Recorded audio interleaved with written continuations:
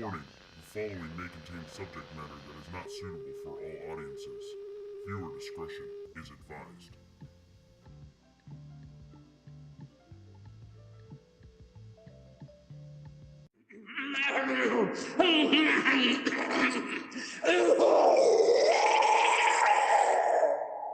Welcome to Midnight at the Monster Museum. Midnight at the Monster Museum. I'm Tom, this is Jeff, and this is episode number 5. He did that thing. He's trying to make it thing.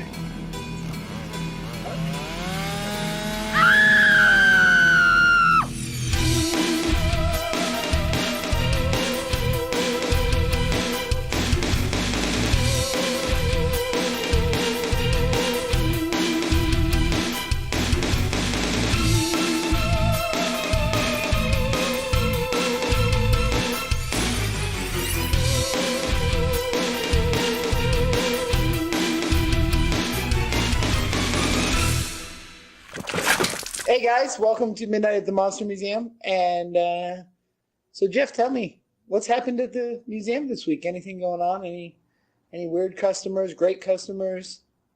We had a pseudo customer. He didn't really qualify as a customer since he didn't actually spend any money, but he came in and was insisting that the spider gremlin was from It, as he's telling his family so boldly. And so, of course, I corrected him and said, well, it's actually the spider gremlin from Gremlins 2. And he looked at me and says, from It, yeah? No, it's the spider gremlin from Gremlins 2. Are you sure? I'm positive, man. That's from Gremlins 2. Did you point him to the action figures of the spider gremlins? I actually did, yeah. But he's like, because it looks like the spider from It. No, it's the gremlin from Gremlins 2, the spider gremlin from Gremlins 2. And then he went, I think it's the spider from It. I was like, yeah, you could look to your left and read the information right there. It's like, because that actually is the screen you're saying, and there's a clip right there, or the picture from the movie. And so we looked around. He came over to the facade that will be our new entrance to the museum, and says, "So, what's this right here? Is this the entrance?" That's the doorway from Gremlins 2. And I says, no, I says, the entrance is going to be over here where, where the museum thing is located. And he goes, oh, okay. Okay. I think so, this is the entrance. So then no. And he says, so that's not the entrance. No, sir, that is not the entrance. As they were coming in, he was already discussing that it was $13 to go in. Yeah. And so then he says, so can we go in the museum? And I says, well, yeah. I says, sure. I says, it's $13, the general admission. Do you mean we can't go in? I go, no, certainly you can go in. He goes, but it costs money? I was like, yes, it costs money. How much is it? It's $13, man. And he goes, okay, well, so we go in through here, and he points over to the other door.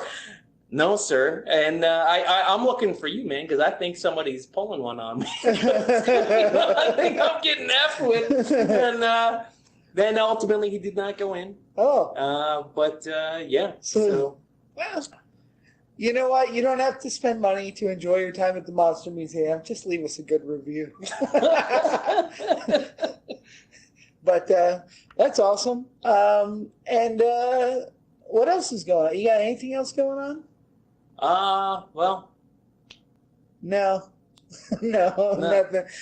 We had Mother's Day special today. Be on the lookout for those kind of things because he likes to do them. So, I got a couple things that we're going to go into here. And first, we're going to have our flashback feature.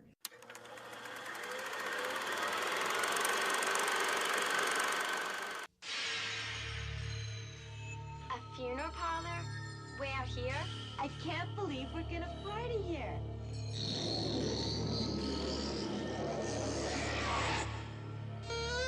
Now it's time for party games. Yeah. How about a past life seance? A seance?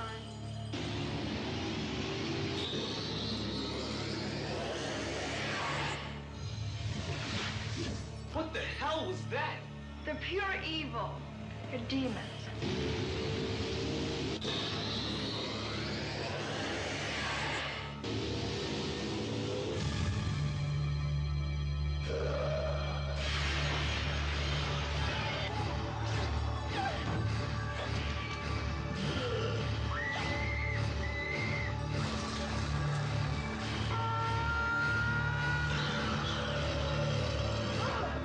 Don't tell me you're leaving.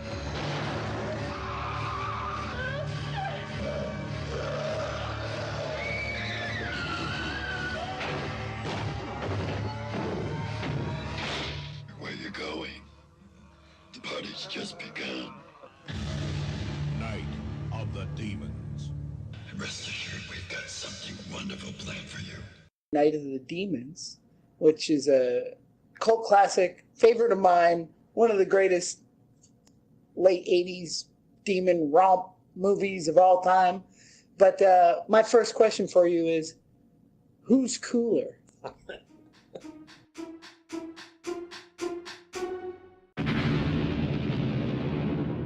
Angela from Night of the Demons or Angela from Sleepaway Camp? Well, that's the thing is I have to go with Sleepaway Camp just because Angela isn't in it as Angela that much in Night of the Demons, and I actually find her actually kind of. I think it's funny because in the movie they all talk about how she's this weirdo and stuff like that, and how she's freaky and stuff. And I found that she's actually one of the more normal characters in the movie for the short time that she's in the movie as Angela. And I actually really dig her, and of all the people, I wouldn't mind kicking it with her in that movie. But as far as movie characters, I got to go with Angela from Sleepaway Camp because, you know, she's got a much longer lineage to go from. Okay. On that. Based on practical effects alone, I think I would say Night of the Demons, Angela. Well, you didn't really qualify the question, man. Hey, there's no rules in who's cooler. Who is cooler to hang out There's no rules in who's cooler. Hey, Mimi Kincaid, who played Angela, goes by Amelia as well. Niece of Rue McClanahan of Golden Girls fame. So she's the niece of Blanche. That's pretty awesome. That's pretty cool. And you know, a little bit of those easy jeans might have slipped down the chain. So that's kind of... Blanche was a hussy. Golden Girl character. Oh, right. Right. You know, it's a weird thing about the Golden Girls. You don't think about B. Arthur not being... what's her name in it? Doris. No, Dorothy. Dorothy. Yeah. Well, I just think it's B. Arthur, so Blanche is Blanche to me. I never would have known her real name. Anyway, that's awesome. All right, Night of the Demons. One of the greatest movies of all time, oftenly confused with Umberto Bava's Demons, but two totally different, great demon movies.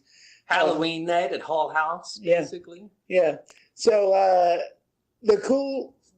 if you guys have not seen Night of the Demons, you should get out there and see it. I would say, watch out, there's going to be a remake because they're remaking all this crap, but they already did. Well, they could still do it. And they did, but they did it kind of mildly. We'll get into that. But the idea is you got a bunch of kids. They're going to go party. Where else? An abandoned funeral home. And it happens to be on sacred, evil, some kind of ground. Why are funeral homes always, you know? Well, this is what I think is hilarious about it is that... Ooh, I got something. Who's cooler?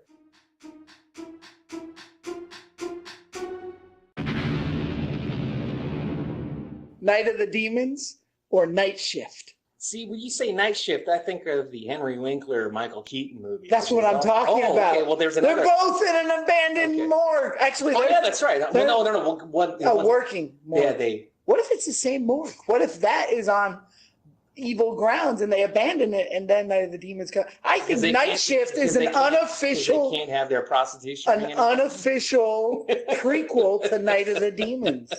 There's also Stephen King's Night Shift too. Oh yeah, that's what I was thinking. But that's like mines and giant rat bats and stuff. Yeah, but when you said that, it has nothing to do with we're doing horror movies. Nothing to do with I thought that's what you were actually talking about. And, yeah. Well, Michael Keaton's done some crazy things. That movie's great. I love it. Yeah. All right, Night of the Demons. Kids go to the morgue. Things go awry. There's demons everywhere.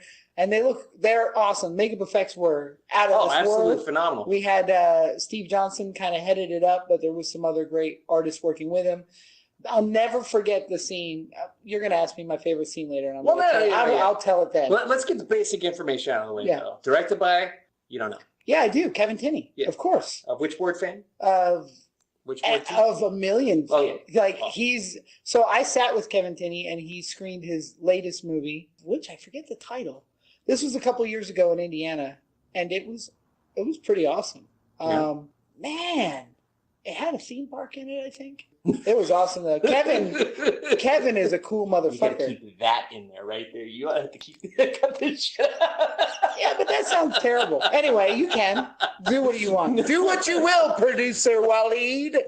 All right, so How many written times by- are you guys referencing me? Am I allowed to talk? No, cut that out.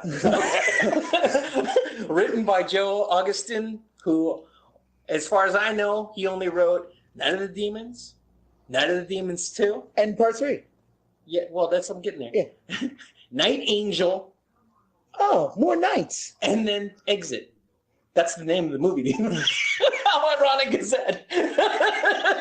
A bunch of nights, and he doesn't want to see daytime. Exit, yeah. That's pretty good. Yeah, But real quick, starring Kathy Podwell. of course. She's so hot. Yeah. So hot in the movie. The only feature film she ever made. First feature film and And last it- feature film. that's she it. did. Yeah, and she did TV work after Yeah. that, but only one. And You got Linnea Quigley in there. well, yeah, I'll get her in a second only because it's so easy to talk about Right, her. of course. Well, you got Amelia Kincaid, which we brought up already. She went by Mimi, even including this movie, and then she got the gig on Young and the Restless, and then she changed her stage name to Amelia. That's crazy. Yeah, and then How long was she on Young and the Restless? I don't know. I don't know either. That's crazy. Factoid. I had no idea that she went on to do soap operas. Yeah. Well, the funny thing too is when I was a kid and I saw that, and I saw Mimi in the first one, and then she looked different in the second and third one. Just I guess Yeah. age. I thought she was a different person. I thought she was like her sister or something, and I was like, Actually, I remember that same thing. I thought it was her sister. yeah. That's so weird. That's we both thought. I haven't thought of that in probably 20 years. But I totally remember binging those movies back in the VHS days and being like, "Huh, it's not her." Right? Yeah, they just got so because I remember like an Iron Eagle, it wasn't the same guy's name, but they got a lookalike for Jason Gedrick for part 4. Yeah. But Or it's like Beastmaster. Didn't no, I'm sorry. I was thinking Darkman. oh, okay. Yeah. Sorry. What are you talking about? No, but yeah, she was did primary dancing roles up until the point that she got Night of the Demons, and then after that, she retired from acting, and she is a self-professed pet psychic, and she talks to animals allegedly. That's what she does now. I know some other people that do that kind of stuff. It's weird. Also, horror personalities. That's really weird. Yeah. Yeah. You know what? A lot of horror personalities cross over from soap operas as well. Yes. And I've worked with several people on lower budget horror films that came out of the soap opera world. One of them that came from soaps, did horror stuff, and now is a pet psychic. That's weird. So you got Kathy playing Judy, Yep. and then you got Amelia playing Angela. You brought up Linnea Quigley. yeah, and she's Suzanne, and of course she's course, one of the legendary. She's a scream real queens. scream queen. Oh yeah, Like, absolutely. That's the thing. The term is so loosely thrown around now. If you're a female in a horror film, you're like, I'm a scream queen. Yeah, No, no, not for real. really. You know, there's She's a couple. she's one of the people that Yeah. is the Coined the term. for me. Yeah, you know. But what I thought was funny though is that she got the audition, or they courted her because of her performance in Return of the Living Dead, and she initially turned down the audition because she thought that she was too old. She was 30 years old when the movie came out. That's crazy. Yeah, she's 30 years old. She's playing a teenager. She thought she was too old, and so she was shocked when she got the part. But at the behest of her agent, she took the audition. That's so nuts because she looks young. Yeah. She's hot. You know, she looks like Linnea. She was doing those exercise videos at that time with the chainsaws. Hi, I'm Linnea Quigley, Queen of the Bees. I learned how to use a chainsaw in Iowa. My first beginnings, was fixing my mini bike, which had a chain. And from the chain on the mini bike, I progressed to the chainsaws. Okay, the transition from being in Iowa and riding horses and coming to Hollywood with the chainsaws isn't, I don't think that's different. I think they're both, things that, women from Iowa do. Well, I think it's interesting because, the Return of the Living Dead was that whole infamous thing with showing her snatch and stuff like that, and then she does it in this movie too. I didn't know if they were linked at all to the producers. And I think they were just like, oh, this chick's comfortable with her body. She's from Iowa. No, I think that she was one person. She always said, she has a weird quote that I've heard 1,000 times where she's like, my parents were doctors, so I'm real comfortable with my body. Clearly. But what does that mean? Right? Like, your parents are doctors? You didn't say my parents are nudists. I'm real comfortable with my body. Like, my parents are doctors. There's that's weird. Yeah, so, Hey, I am going to pause for 1 second. LINNEA QUIGLEY, for anybody listening, if you don't know, she is a legendary scream queen. I'm not sure it's still going, but she had a Indiegogo going to save her house in Florida. If you look her up, and she's still doing the Indiegogo, it may have ended recently. By the time this episode goes up, it might not be there. But if it is, drop her 50 cents, $1, $5, $20, whatever you have. She is a legend in our craft, and I'd love to see her keep surviving. So, but she met Steve Johnson on that, and they ended up getting married. Yeah. And the cool thing about LINNEA QUIGLEY, because she's married, and maybe even before she was married to Steve Johnson, she was real interested in makeup effects. Because if you watch a behind-the-scenes interview, she's not one of those that's like, and I had a plaster cast and it was suffocating me. She uses terms. She's like, yeah, I had arachnid on there with 3 layers of plastic band. No, she knows what she's talking about, and it's always refreshing to hear an actress portray it how it really is, rather than so many times. Yeah, and she would show up on things like a Nightmare when they had the Chest of Souls and they needed people, absolutely, pressing through the bodies and stuff. Well, that's what I was going to say. Is Steve Johnson's responsible for some of my favorite stuff? That being one of them, which is Freddy's death scene in Part 4, which is just a phenomenal showcase of effects talent and stuff. And also, I actually only recently, you think I would have known this, is that he's responsible for one of my favorites, and I think an absolute underrated gem of a movie. And I hope that we can do the flashback on this soon. And what do I describe it? I'm on the edge of my seat, man. Well, it's the buddy cop horror comedy zombie film, Dead Heat. Oh, Dead Heat. Yes. Yeah, I love that movie so much. I love the effects on that film. I love the movie as a movie, and just so many creative things that you think I'm a cavalcade of stuff here. It's like that movie. That movie inspires me every time I see it. I'm afraid to talk about it because that'll end up inspiring somebody to do a remake. They'll be like, oh, we got to remake Dead Heat. I so wish it, because I listened to the commentary of that recently. I won't go off a tangent on it. But they were actually intending on doing a sequel. Really? How the hell did they? I don't know. They wouldn't talk about what their plan was, because if anybody knows the movie, spoiler alert on this one, one of them's already liquidating. He's going to die in a few hours, and then the other one is going to die within 24 hours. Dead Cold. Maybe that's the sequel. Isn't that already a movie? Dead Cold? Yeah. Cold seems like Dead? it. I don't know. Anyway, but absolutely love that movie. Anybody that's listening to this, if you haven't seen it, you owe it to yourself to watch that movie, Dead Heat. Yep.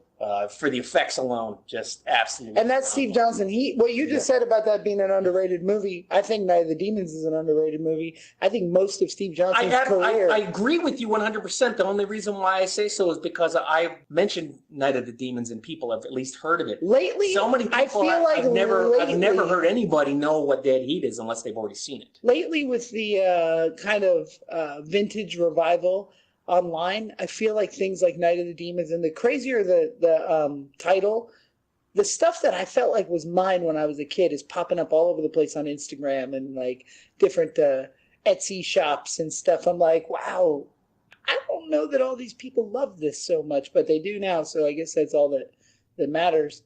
And maybe it's with some of the streaming sites. I don't know what's available that people are catching that they had never seen before. But I just say underrated because back in the day, I mean, it had 3 sequels. or 2 sequels. It was a trilogy. It made 13 million. Yeah, well, it played theatrically too, and that's the thing. And in the Fango days, like it was always that picture of Angela like smiling, you know, and or snarling her teeth, and but it was like it almost got left out of the mix once DVD hit. You know, it wasn't big on DVD. It wasn't a big cult classic as far as like special features and documentaries until right now. They're making a documentary. Maybe they already have of that, but well, that's and I because I know we're talking about Night of the Demons, but again, another reason why I say that is because that's one of Vincent Price's last movies. Yeah, you know, and Darren McGavin's too. Yeah, and like those are 2 legends right there, and like nobody knows about it. Right? How do they not know about that? You know? And it's the curse of Steve Johnson, because a lot of now he's worked on some monumental characters, like Slimer from Ghostbusters and certain things like that. But a lot of the movies he was responsible for doing all the effects are either forgotten or people didn't know it was him, and it's a bummer because he's one of the greatest to me, one of my biggest inspirations in makeup effects.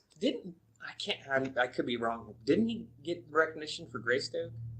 I mean, Rick Baker did Greystoke, but Steve Johnson worked with him on it. Okay. Yeah, I believe. I believe Rob Bottin was in on that too. That's like kind of a dream. I have not thought of Greystoke in a long time. There's an awesome. That's a forgotten one. There is such a freaking awesome thing about. They shot it in England.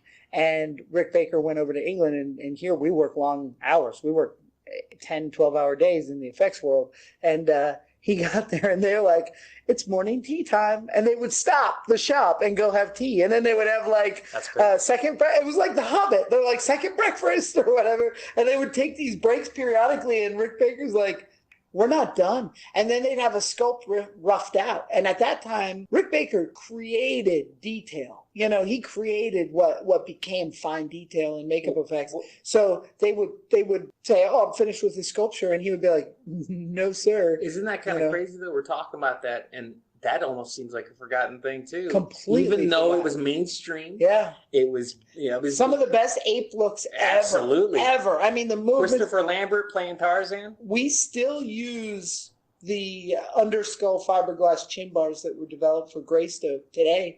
I mean, right now I'm working on something. Those apes look real. They look. Oh man, the mechanical hands, and he pulls their bicycle cable fingers, and wow, they were so good.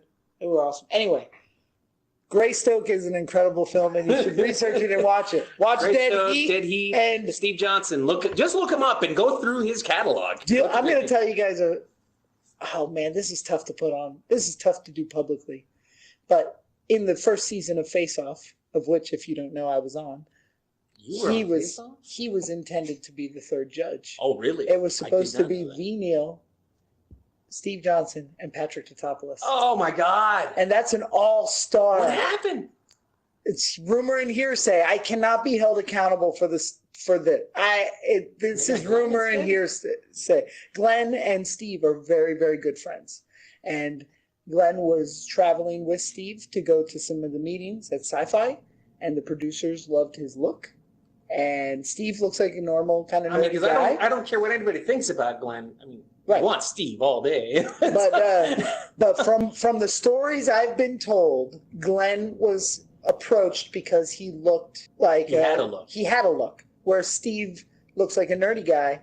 But if it was V. Neal, Steve Johnson, and Patrick Tatopoulos, that is such an all-star panel. I think that would have completely altered. It would have changed the whole game. It would have changed the whole show. And the thing is I'm not talking down on Glenn. I'm not talking trash on him. No, that's what I'm saying. Steve Johnson. Yeah, I mean that's insane. So he could have been the third, and that would have been such an incredible cast of judges. But we're actually going to get back to our flashback. But before that, let's do a word from our sponsors. Flashback to we do have a sponsor. We have a new sponsor, and I'd like everybody to go check them out. It's horrorbox.com. Horrorbox is this awesome subscription-based box that you can order, and you'll get one once a month, and it has horror merchandise, memorabilia, and fun little trinkets and stuff. Yeah, and it comes to you once a month, and they have a large subscription base. in the future, we'll be setting up something with Horror Box to do giveaways with you guys, and it'll be awesome. All right, so in Night of the Demons, we get to the morgue. They're all ready to party. I need to, because I have this whole like thing in my head about not about dead heat. No, Okay. about bookending the movie. It starts out. You got Stooge, you got Roger, and you got Helen. Stooge is my favorite character. Well, funny, see, he goes to moon this old man to start out the movie, and he only flashes his underwear because oddly enough, Hal Haven, who played him, he didn't want to show his butt. He didn't want to show his ass? Yeah, which is just so weird. The Night of the Demons. Yeah, he didn't want to show it, so instead he shows him his red underwear, and then I think it's just this like weird little like happening that good, because then all of a sudden that the old man gets really pissed off, and then all of a sudden Sal jumps out of the bushes, another character that's in the party, just this nice coincidence of stuff. Sal jumps out and scares the same old man with this rat. And then the old man gets pissed off at him. And then you have Judy that comes along that tries to comfort the old man, help him out, and then he calls her a whore. Clearly she was. Yeah, calls her a whore. And then we see that he's not only an angry old man, he's, for whatever reason, a really psychopathic, vicious old man, because he plans on not only giving out apples to the children for trick-or-treat, which is just psychotic in itself, but he plans on putting razor blades in them. Well, as one should. We have to live up to the legend. It has absolutely nothing to do with most of the rest of the movie, and it does end up playing back later into the movie. But it's more to, I guess, introduce the characters for some reason, because you don't see that old man again until the very, very end of the movie. It's like in Boogie Nights when the camera goes through the pool scene and you meet each character. But it's just an old man getting his ass like scared and reamed out, and there's whores and apples. But yeah, that's awesome. Yeah, but then they do go, well, after we meet Suzanne and then Angela as Suzanne's doing her thing, you know, because she's just overly sexed up and distracting the guys at the liquor store while Angela robs the place, basically, to get some free booze. Do you guys have sour balls? Why, sure we do. Too bad. I bet you don't get many blowjobs.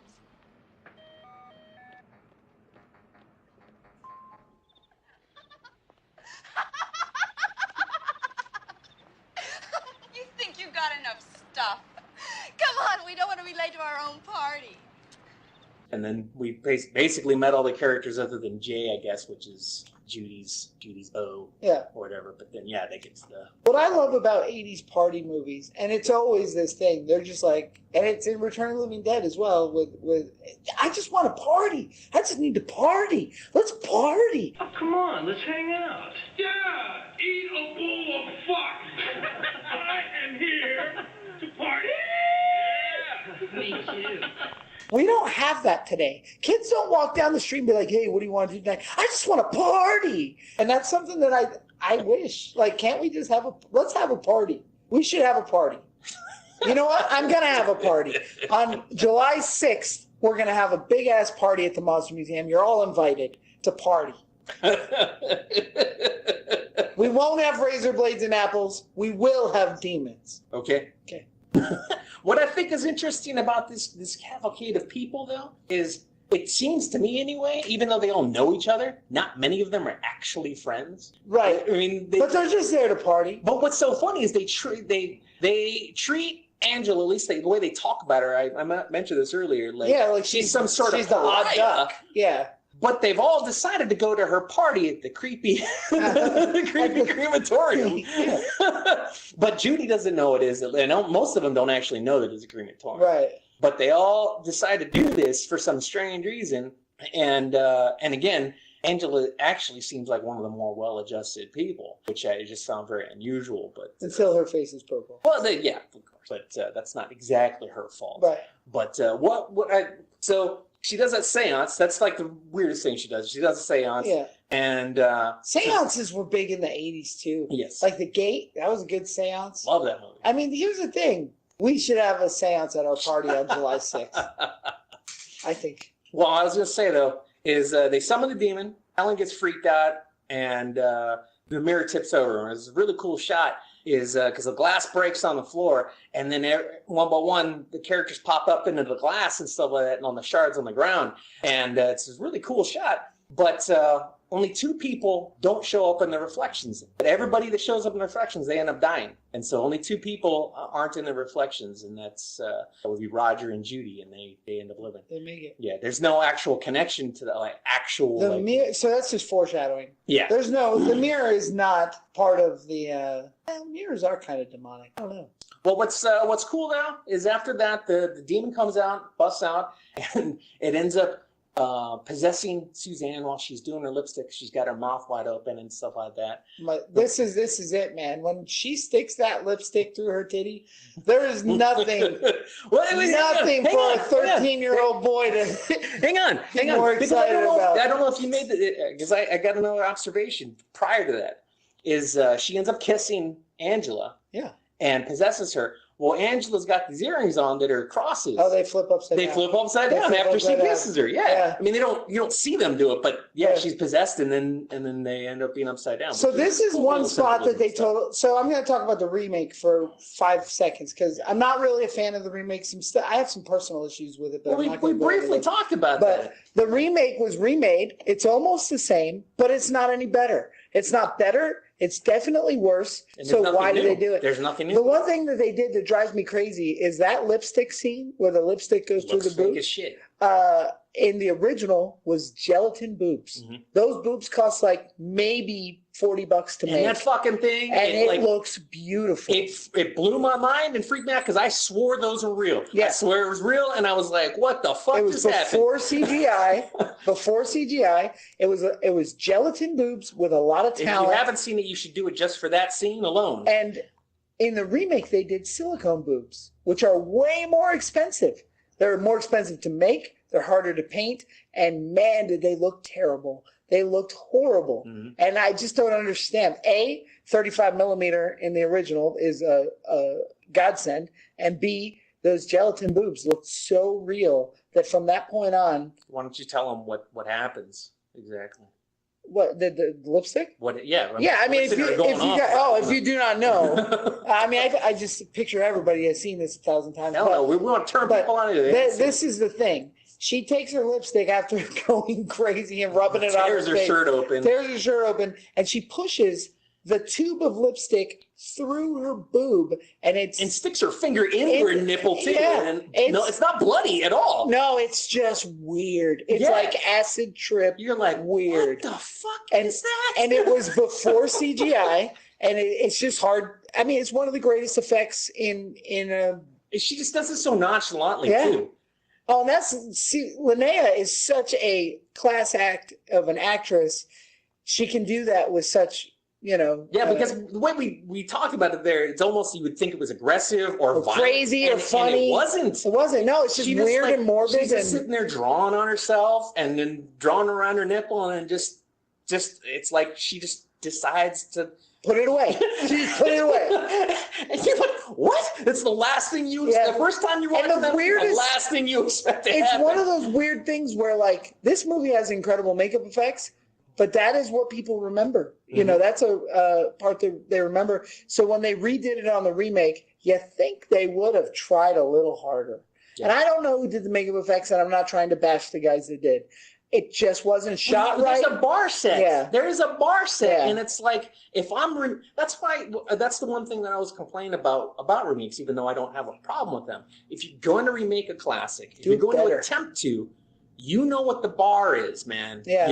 You have to at least meet that bar. Otherwise, what's your point? Yeah. What's the point of your existence? I'm going back to Night of the Demons and the makeup effects. I love Angela's teeth. I love how forcefully out her teeth are. I mean, obviously we oozed about Steve Johnson, but the effects, I mean, yes, the teeth, the effects incredible. Are just absolutely phenomenal. Yeah. Even the things you don't see but for a few seconds. Yeah.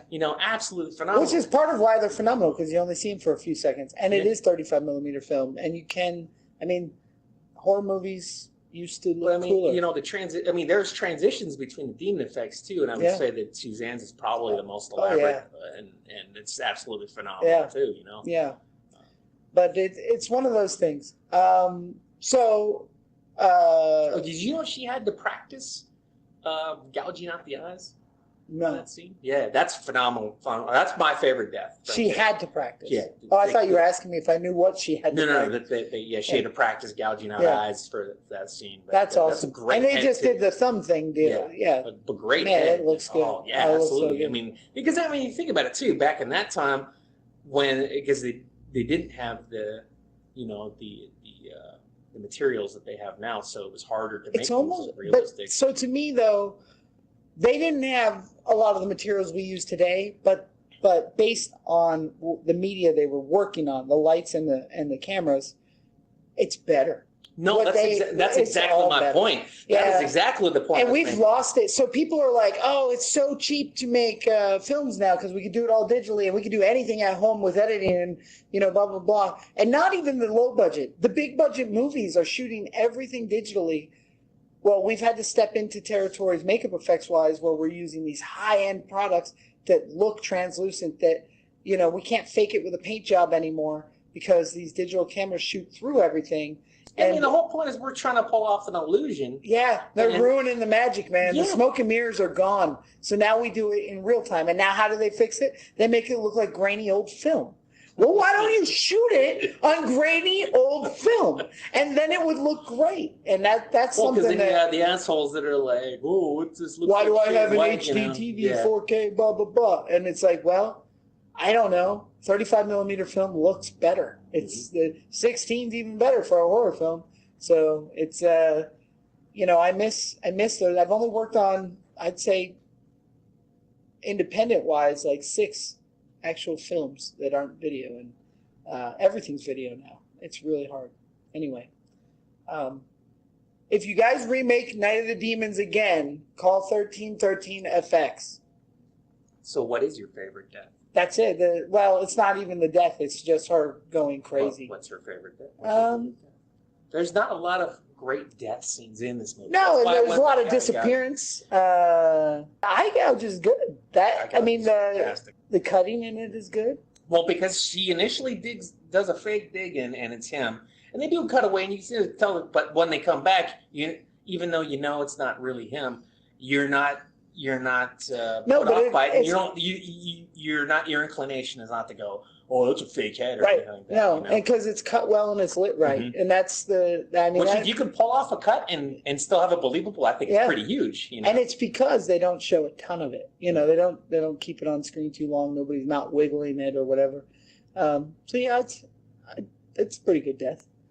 I'd say more than the deaths in the movie, though. I'm impressed by the demons and the possessing and that I like the characters, and that's kind of in my world altogether. I could do with every death being off screen as long as I can see really cool characters, but I like the little tidbits like the earrings turning upside down. And now that you mentioned the mirror thing, that's an interesting thing because mirrors are like the gateway to another world, and that's interesting. Well, I never noticed. And I don't know how they set up that shot because again, this is just a trick angle and stuff. But it's so great because it's not like they are sitting there and all of a sudden everybody's in the shards of glass. They're focused on the glass, and one by one, a character will pop into a piece, another character will pop. It could have been a reverse shot. They could have all been there, and then they backed out of those shots, and then they played it in reverse. Really great shot. Well, I don't know because I remember them talking,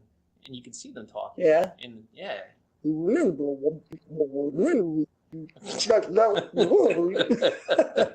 Well, yeah, that's a phenomenal shot because you just see them all popping up into the. Yeah. All right, and then wrap us up here. Well, we get to as I started with the first end, and we go to the back end after it. After Roger and Judy have escaped, then they're walking past the old man. They're both. This is the last time we see them, and then of course he mouths off at both Roger and Judy, talking about her being a slut or something like that. And then the old man goes back into the house, and his wife has apparently made him some pie and gives him a piece of pie. And, such a weird bookend too, because he has nothing to do with it. Absolutely nothing. And this is the first time you've seen his wife too. You didn't even know he's married until now. It's basically thinner. And So he's all like, "Oh, pie," and then she says she made a homemade pie, and he seems like homemade, you know. And then she says, "Yeah, we didn't have as many trick or treaters as as we expected to and stuff. I had to do something with the apples and this is actually a really great scene too. And all of a sudden, out of nowhere, the razor blades come just gushing through his throat, and it has absolutely nothing to do with anything. I wonder if that weird bookend is from another like short film that somebody wanted to do and never got to. I know that used to be like that lore. Yeah, I've heard people razor blades in apples. Yeah. And everything, but he has absolutely nothing to do with the movie. But it's a cool segue to the credits, though. Yeah, and for whatever, I mean, I guess you just assume that he's just a complete piece of trash. Yeah, because she is happy that she just murdered her husband, and she's just like, oh yeah, you know what? I think that I always thought that she was going to become a demon. Like she's got to be in on it somehow. Yeah, right. I mean, you think there would be some sort of connected thing, but there's nothing. And then there's part 2, and they have nothing to do with it. So that's awesome. So on our Hypno scale rating system, what do you give Night of the Demons? I'm still not ready to break it, but I will go 5. I will go 5. 5 out of 5. For the because the effects and so many iconic imagery. I mean that. I still wasn't as hardcore into horror as I ended up, becoming. Yeah. And but what a fun Halloween movie to absolutely. watch! I mean, I watch that movie every Halloween. It was one of those things where I was just looking for something to watch, and that cover that you're talking about her teeth and stuff, and that iconic imagery of Angela on the cover, and that sold me. I didn't even and I got it, and just absolutely the lipstick scene alone, ingrained in my brain. I'll give it a 5 out of 5 as well. I love the movie. Here's my question for you. I just said that I watch it every Halloween, and there's a lot of movies people gravitate towards every Halloween. Do you have like a top 3 that you watch every Halloween? And I hope you don't say. There's one that I hope you don't say. I don't watch every Halloween. Oh, okay. There are go-to movies. Yeah. Would you hope I don't say? Yeah. Well, I mean, like you can say because I'll admit if it would. So I always it doesn't matter if I run a haunted house or if I go trick or treating or if I throw a party. When everybody's gone, I put in a movie at Halloween, and it's usually I'll watch Halloween. Mm-hmm. That's a classic. I'll watch Night of the Demons, and I usually watch Tales from the Crypt Demon Night, which is a weird one because it has nothing to do with Halloween. But, lately and recently, we're going to get a lot of grief for this, but a lot of people have gravitated towards Trick or Treat, the movie with Sam, the little pumpkinhead kid. And I don't get it. I don't get it, man. It's like listen, I love Tales from the Dark Side. I don't watch it every minute of my, it's not part of my religion, where Trick or Treat has become this part of everybody's religion. I don't know if it's the imagery or they're really that impressed by the acting and story. But see, here's the thing though, and people can give me grief over this, is it's kind of like the comic book geek culture. To me, it's just like they're not actually horror people. They're just like, it's the idea of Halloween, it's the idea of horror, so therefore it's like the commercialized mentality. Does that make sense? I enjoy the movie, and I know... Is that what the one you were saying that you hope I didn't say? Yeah. Oh, okay. I enjoy the movie, and I know that it was a struggle getting it made and put out there. I totally respect the filmmakers. I just have such a hard time believing that is somebody's Christmas story. You know what I mean? At Christmas, you watch Christmas Story, Christmas Vacation. Trick or Treat doesn't fit in that for Halloween for me. I don't know. It's just not there. But I would say I like Trick or Treat, the other Trick or Treat, better. With is it Alice Cooper and Gene Simmons?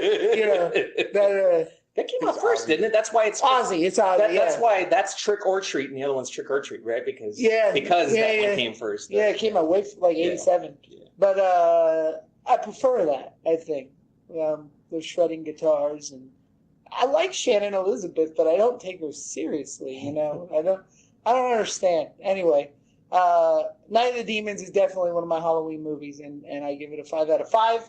I'm not breaking the mold on this one. I'm not overly excited because I have seen it 100,000 million times, but it's always a good watch, and I like to show it to people that haven't seen it. My three, I would probably say Return of the Living Dead, Nightmare on Elm Street Part 3, and I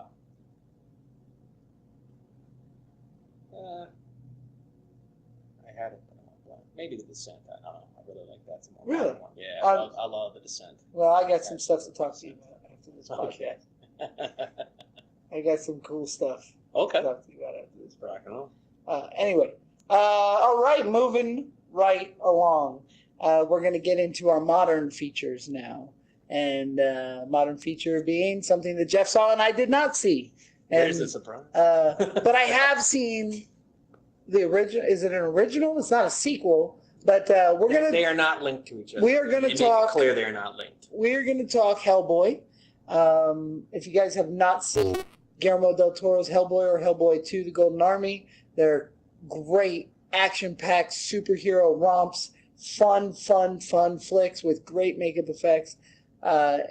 They have rebooted the series. It's in a darker fashion, from what I understand. And closer to the source material. It's closer to the source material, is what they say. Yeah, I'll tell you what I was a little disappointed by, and I haven't seen the movie, but I have seen the imagery, and I have a love-hate with the way they made Hellboy look. He looks a lot like Ron Perlman as Hellboy. He looks a lot like that first Hellboy. And for that, I say it makes it easier for people that are not cinephiles, for kids, teenagers, to kind of include it in the series, because that's why Hellboy looks. As soon as you see that movie, It's different. Absolutely. There's no mistaking the two. They're two different characters. They're two different universes. How come they didn't go blockier like a Mike Mignola drawing? Why isn't it rockier? I can't chiseled tell you why, because Mignola was actually heavily involved in this movie. He was heavily involved, and he was not that involved in the other ones. So it's very confusing to me. It's so weird. I love, and I've been told, I don't know how true this is, that Guillermo del Toro wanted so badly to do another Hellboy. He couldn't get financing. They were going to, but then he didn't. How do you not give an Academy Award winning? No. They were going to. He wanted more money than they were ready to give him because the budget ballooned from 1 to 2, and he wanted even more money. And sure, but they didn't make money. The movies didn't make money. No. Correct. Yeah. He wanted more money than and I can't. It's still a business. It is a business, but it's like this dude just put out The Shape of Water. Before that, Pan's Labyrinth. Like, give him Hellboy. They were going to. Yeah. Just not as much money as they wanted. I mean, they were going to give him a budget akin to the second movie, which was still huge. Yeah. Okay. The second movie's phenomenal. The creatures are phenomenal. Here's the thing. We're talking about the new one. I loved some of it. I thought some of it was okay, and I really didn't like some of it. Yeah. It's a very mixed bag. It's so bizarre because the movie starts out really strong, actually, and I think I'm going to absolutely love this movie. And then through just certain portions of the movie, it just completely takes a left turn in tone, and it can't decide what kind of movie it is. It feels like it's 3 movies sewn together. The movie's over 2 hours, but it feels longer. But it feels like it should be even longer because it feels like it's multiple movies packed into one movie. And I don't mind gore. I absolutely love gore. Right. But the movie, for the most part, starts off, I don't want to say lighthearted because it's still dark, but it's all comedic in tone. And by the end of the movie, people are getting stripped of their skin, they're getting torn in half, and it just takes a hard horror turn, and you're like, wow. Does it have the large demon stuff like in Hellboy? You have the demon dogs at the beginning and all these weird monsters. Yeah, there's giants and all that stuff, and there's some really cool. The character designs are phenomenal. Most of the effects are phenomenal. Where it gets a little weak is the strict CGI stuff, and this is my value for you to where I think you definitely need to see it eventually is for the practical effects in it, because there's a large amount of practical effects, and it is amazing. It's phenomenal. It's beautiful. He will not replace Perlman in your eyes. I know that. Right. But I actually loved David Harbour in this movie. I absolutely loved him. I wished he had a better movie to be in, because had he had a better movie to be in, I might have liked him better than Perlman. Yeah. It was just strictly that script failed him. And I like the closer adherence to the source material. I really like it, but the movie betrays itself too many times that it's hard to stay on its side. There's a great movie there.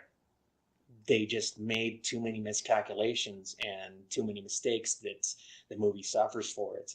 And it's hard to end up recommending the movie despite so many things that I love about it. Right. I think that the original Hellboy, I'll never forget when I first brought all my friends. I took up like 11 seats. I brought all my friends. They didn't know what the hell Hellboy was. And I was so excited. The guy that brought us Blade 2 was doing Hellboy. And we get in there, and every one of those 10 other individuals other than myself disliked that movie. Oh, yeah? They all hated it. And I was so stressed out watching it. I was so stressed out. They just didn't get it. And they just didn't get it. They didn't know it, you know. And so I left. And ever since then, I have a real hard time watching movies with people because I get like real stressed out whether or not they're enjoying themselves. So I tend to watch it just me and my wife, or just me or whatever. But the thing is with the Hellboy series, part 2 definitely was great. And I almost think it's a better movie than part 1. No, I agree. It is a better movie. But they found an audience in video. They found an audience. I mean, the action figures sell. The problem is that merchandising. That second movie, it made about 70 million, I think, if memory serves me, about 65 to 70 million, which was a huge opening. Sure. And then it dropped 70%. Yeah. Which is, it's unacceptable in the movie business. Right. Absolutely unacceptable. And it only finished with, I think it only made like 120 after that. Right. You only barely double your opening the rest of its run. Right. That's gonna scare a studio, and I don't blame them.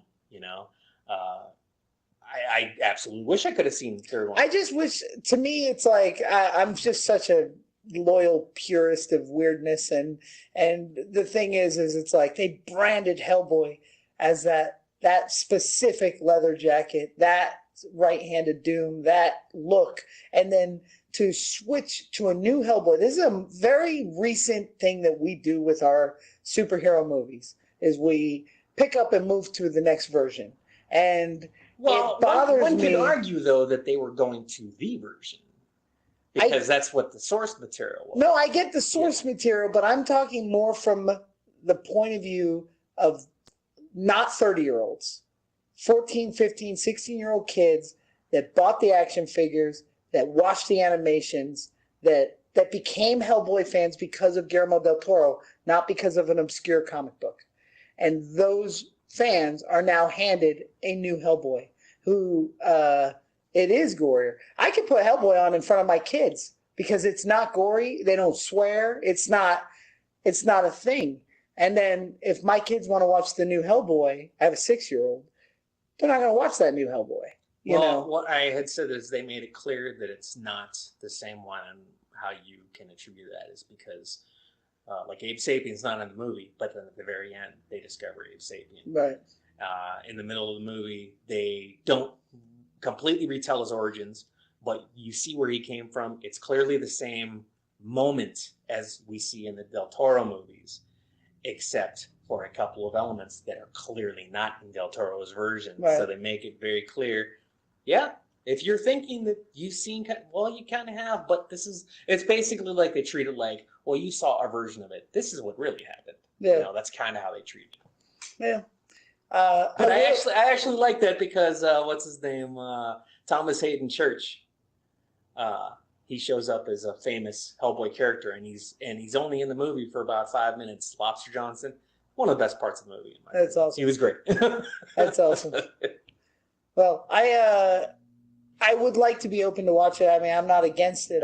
You're not going to like the movie. I think I'm telling you right now, you're not going to. Then I won't watch it. But I think you should be, for the practical effects, because they deserve to be seen. Yeah, no, and I think I've looked at tons of images. I love the look of the movie. And I will watch it. And there's some really cool ideas at play there. And I honestly think that you are going to feel the same way I did. Just you're going to judge it harsher than I did. Yeah. I think that you're going to be like, well, that's a really cool thing. That's a cool thing. But then you're still going to come back to, I still don't understand why this movie exists. I just don't know why they make it. Yeah, that's where it comes to me. And I know it's a money thing. I know it's a business.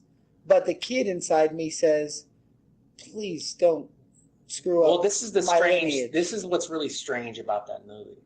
This is why they made it. They made it to try and capitalize and start a franchise again. They made it for less than either of the first two. But they're trying to start a franchise, and even though I don't mind it, and I actually like the idea and shift to a more mature thing, they make it rated R, which cuts down your audience considerably. Completely. Especially with the character. And they went for a larger scope than either of the first two movies, and tried jamming far too much story into it. So it was like counterintuitive. You have less money, but they make it rated R, which cuts down your audience.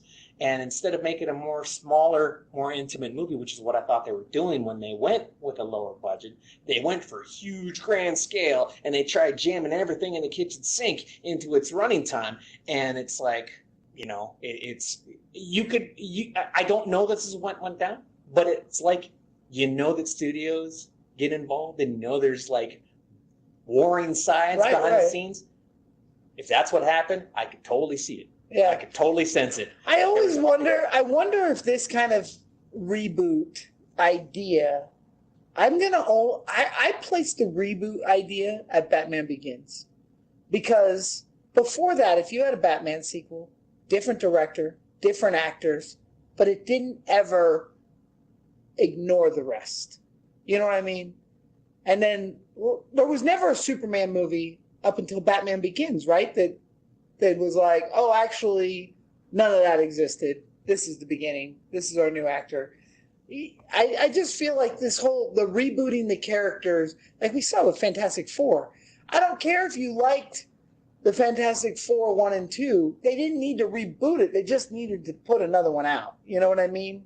And they could change the characters. They could change the director. They could change the style. But don't take away our franchise. And that's where I feel with Hellboy, like, did they have to? Did they have to take it back to round one? I don't think that that's a constant thing you can just apply to, because, I mean, like, I love Batman. I love that they did what they did there, and I do not like Batman and Robin at all. I know you do. Well, the reason why is because if they had just made a 60s Batman movie, which is what they were kind of leaning towards, right? If they had just made that, I think that movie would have been awesome. But they didn't do that. They tried making a continuation of the movies that came before it, right? Throwing 60s elements into it. Yeah. So it's this weird Frankenstein of Batman ideologies. What about Batman Forever? I like it better than Batman and Robin. Oh, okay. Yeah. I like them both. But I like it. Oh, I love Batman Forever. I like Batman Forever better than I like Batman Returns. What? Yeah. Nothing good happens to anybody in Batman Returns. Bullshit. What good happens to who? What good happens to me? I watched in the movie. In the movie. Oh my God. It's too Tim Burton-y for me. It's a Tim Burton movie, not a Batman movie. Wow, I love Batman Returns. I didn't say I love it. I didn't say I don't like it. No, I know. I said I like Batman Forever better than Batman Returns. This is a weird segue. Doug Jones, who is Abe Sapien, is in Batman Returns.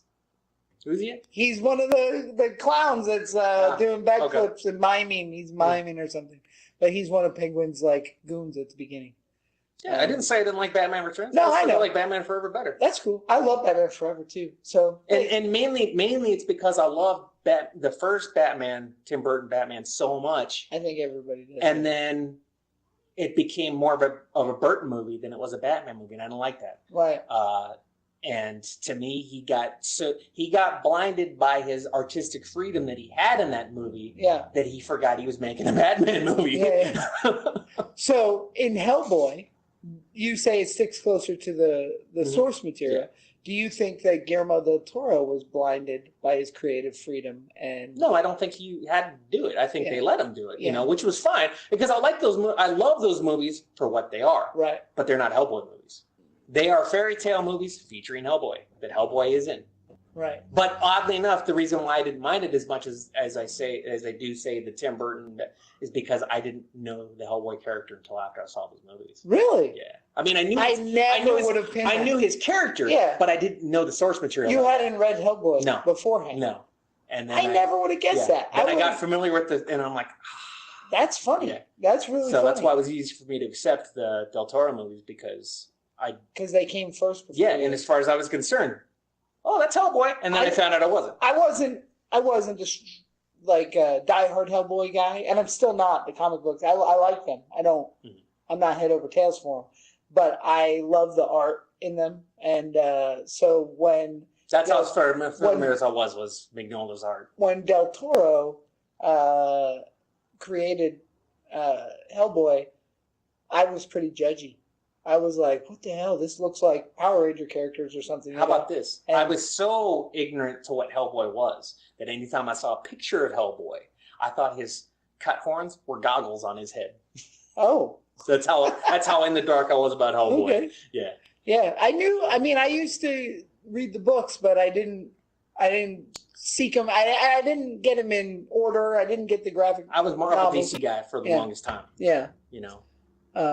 That's interesting. Well, we had a Dark Horse store in Universal City where I was living at the time, and so it's small town. It was actually hard for me to get comic books for a long time. Yeah. I got them at just the little corner store. So you say that the new one is closer to the source material, but it also is all over the place. Mm-hmm. What do you give it on a 1 out of 10? Oh, that's before you do that. What do you is there a big bad or is there a What do you give? And she's cool. Yeah, oh, it's a she. Yeah. Okay. Mila Jovovich. Oh, okay. She's the Blood Queen. I thought she only was in Resident Evil movies. Well, they stopped making them. Oh, wasn't her husband doing it? Yeah, they're gonna reboot as a series, I think, on Netflix. Of course, they are. Reboot. Reboot. Well, they add the word boot and think we forget the word make.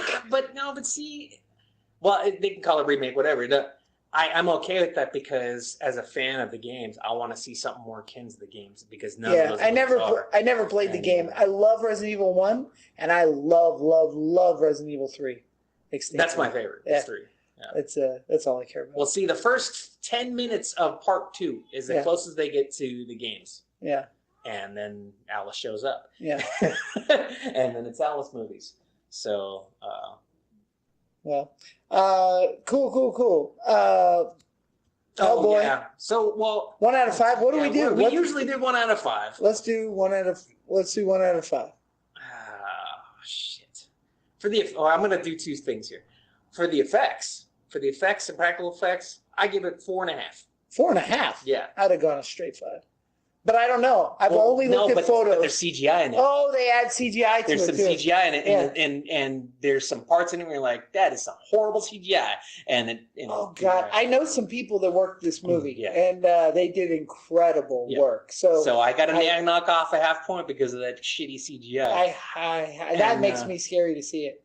It's not a lot. There's not a lot. It's the practical effects. 4.5. And when they meld the two, most parts fine. Yeah. But there's some straight CGI shots. You're like, what the shit is that? Yeah. And then as far as just the movie goes, I have a 1. Wow. 1 out of 5. Wow. Yeah. What do you give the Del Toro ones?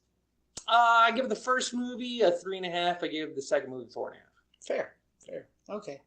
All right, and now we move on to everybody's favorite segment. Kill Waleed. Oh, wait. Nobody's dying yet. Nobody's dying yet. Will he survive? I come from the land of the Irish Spring. Dublin's the place where I learned my thing. From the Emerald Isle to your place in the hood. I'm the man of green, come to do no good. Left in the hood, come to do no good. Left in the hood, come to do no good. Fuck you, Lucky Charms.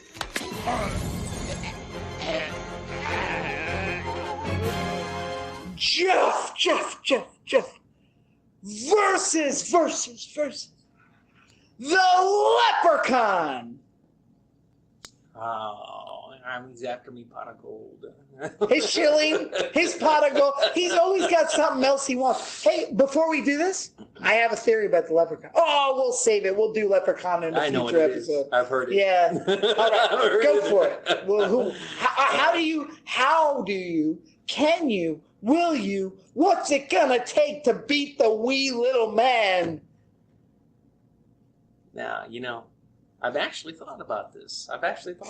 Before. You think about it if you could beat the Leprechaun? Well, I mean, there's so many. We did the marathon, of course, and then of course, we have the display in here. Yeah. And anytime I do the museum check, oh, he's right there. He's right there. Like, yeah, I know you're eyeballing me, man. What would you do if I took a piece of your gold right now, huh? And you came after me?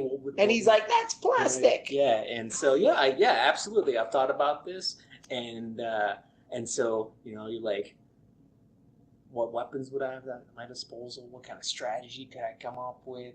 Would I have anybody on my side to help me? And ultimately, totally fucking die. Totally fucking die, man. I mean, it's good to say. Flipping the hood's up to no good.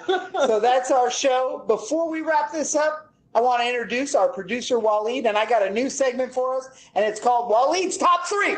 What? You got to tell us your top 3 horror films. Just of all time? Let's go slashers. Off the top of your brain, what's your top 3 favorite slasher films right now? Go. Friday the 13th, Part 4. Yeah! That was the best one. Shit. I don't know. You kind of put me on the spot right now. That's what I do. It's just dead air. This is a retroactively. I mean, this is not like it's etched in stone, and somebody be like, it's of the moment. It's going to be on the internet. It's going to be etched in stone. Okay, so Waleed's top 3 is a new segment we're going to do, so be ready for it. All right. And that means I'm going to get a top 3 of whatever I want out of you. It might be top 3 kills, top 3 movies, top 3 werewolves, top 3 sets of boobs. I don't know. But right now, top 3 slashers. We have Friday the 13th Part 4, which is a very, very solid number 1. A ton of time to think about it now. Go. I'll just leave you guys talk, because that's what I'm here to do. I had the Halloween one earlier. Halloween parts. Oh, wait. Hold on. Oh. I can think about this longer because I'm the one editing it. No shit, Shirley. You just have to do what I do and go, blah, blah, blah, cut all this out. Friday the 13th, blah, blah, blah, blah. You don't even have to say it because you're like, he literally cuts it. Yeah. I'm totally going to have this in later. I can have way long time to think about it. And, slashers, Texas Chainsaw Massacre. Fuck yeah, it does. Part 2, does that count? Sure. Because that one's does he slash great. people? Fucking.